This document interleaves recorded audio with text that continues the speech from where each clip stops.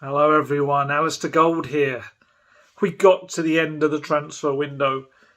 It was a strange deadline day. I didn't expect to be kind of working very, very late, up to midnight and after, on Cameron Carter-Vickers and working out exactly what would happen with him. He was probably the one player I didn't think would be the person that would be keeping me up late at night trying to figure out exactly what was going on, because it was a strange one, and we'll come to that in a little bit. But we got there. We're now officially at the end of a summer that has brought all of the managerial chaos, all of the transfers in and out of the club, players having their contracts essentially torn up, mutually agreed to be torn up, and Tottenham at top of the table and Arsenal at bottom. What a strange time it has been, but we have got there. I must admit, when I kind of put my laptop screen down last night at, when did I finish? Almost at 1 a.m. I just let out a big old exhalation of air. Just like, whew, now we can just concentrate on the football. I know a lot of you love everything else that comes with it, and I enjoy certain elements of it, but I must admit it's lovely to have got to the end of this whole period, as it were. We start again in January. So let's look at deadline day in itself. It was busy, but perhaps not busy, well, probably not busy in the way that Tottenham fans and you all wanted it to be. It was busy with things still happening. I mean, technically there were 4 transfers on the day at Tottenham. I think clearly Tottenham fans, and myself included, of course, would have liked to have seen more than just the one incoming from those 4. But let's talk about the one who did come in the door. Emerson Royal, who, yes, does sound like we're talking about a cheeseburger from France in Pulp Fiction. John Travolta's character talking about a Royale with cheese. I don't know why, but it just sounds like it. And I should say, if you haven't already heard this, that Royale actually isn't his name. It's a nickname given to him by his uncle because he resembled a kind of jello that they have out in Sao Paulo area called Royale. I have no idea whether he was a rather rotund child and he looked a little bit like jelly. I don't know. But that is why he is called Emerson Royal. I think we'll probably, for the purposes of all of this, we'll just call him Emerson going forward, which will make it a little bit easier. But he has joined a new right-back for Tottenham, 22-year-old Brazil international. He's a bit on the fringes of the Brazil squad. He was at the Copa America. I think he came on in the final. I don't think he's in their current international squad, which is a good thing for Tottenham because it means that he can rock up later this week, get straight into training as well, because I understand his vaccination status means he doesn't have to quarantine. So that's all good for Tottenham. He arrives for roughly 30 million euros with about 5 million of that add-ons, which is a very good deal. 5-year contract he signed, number 12 shirt he will wear.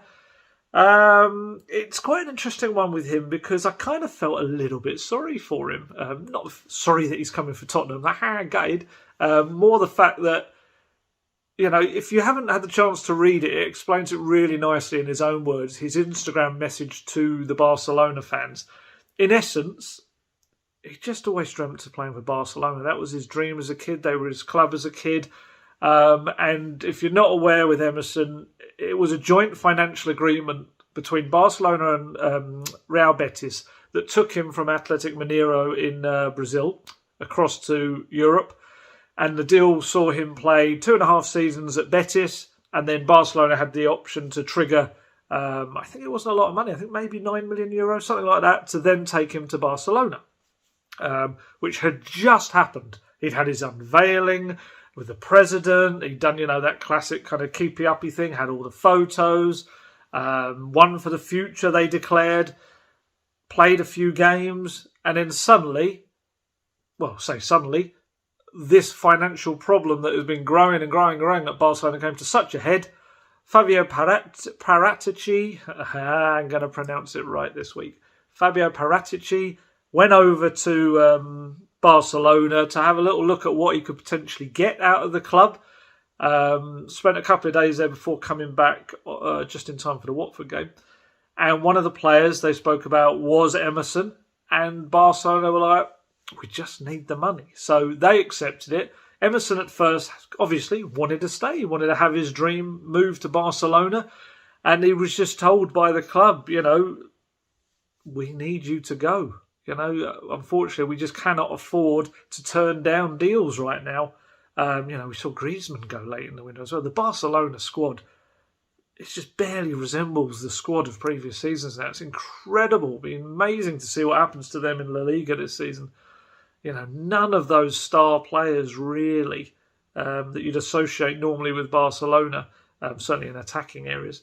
But yeah, so Emerson wrote a lovely message on Instagram, essentially saying, to the fans, I dreamt of being here. This is what I'd always wanted. I'm so sorry that it's very much hello and goodbye. But unfortunately, that's just the way circumstances are. However, he looks like he's quickly turned his attentions to Tottenham. He seems a happy chap. Some of the videos we've seen, even his initial message on Instagram when he joined Spurs was time to be happy. And his video was a big old smiling video. He looks like a bit of a character. He's going to have, he's going to hopefully be able to settle in. He knows Lo Celso, played for half a season at Betis with him. Lucas, obviously, as he did with Carlos Vinicius, will take good care of him, no doubt, as a fellow Brazilian. And obviously, he'll have Espirito Santo speaking his language. He'll have I'm sure he will speak pretty good Spanish as well, having spent 2.5 years there. So there's all the Spanish parts. He should settle in quite well. In terms of what some people have asked me, like, why did Spurs go for Emerson over Takehiro Tomiyasu?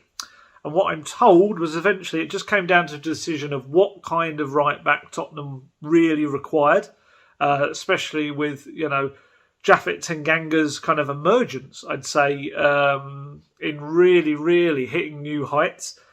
And the feeling just was that Emerson was more of a natural right back that can bomb on and do exactly what they want from an attacking sense, whereas Tomiyasu was perhaps something more akin to Tanganga, a little bit more of a can play at centre-back, can play at right-back, slightly more defensive than he is attacking, and they just kind of felt that Emerson ticked the boxes for a different option. And obviously, we now know Aurier has gone, so you kind of haven't got that kind of right back anymore. Matt Doherty definitely, but it'll be interesting to see what happens with him this season. So here, Emerson as a player, this is very much a scenario where I think we're going to just have to see what happens. The reason I say that is because I haven't seen masses of him. I'm not going to pretend I have, and I'm certainly not the kind of person, you know me by now, I'm not the kind of person that will watch a YouTube compilation and go, wow, it's the greatest player I've ever seen, because that's not how it works. So I've been asking around. I've been asking journalists in Spain about him and people within Spurs, what to expect. And also I listened to Tim Vickery speaking on Sky Sports. I know some people have got this thing about Tim Vickery because he once said Paulinho was going to be the next Frank Lampard, which, yes, in hindsight, and we've all been there, we've all bigged up players that have gone on to not be the player we thought they were going to be. But what I would say about it, I like Tim Vickery, but I like what he does, and I think he's spot on with a lot of stuff he does. I think, yes, we all make predictions that don't come true, but what I would say is I'd listen to what he has to say on the whole.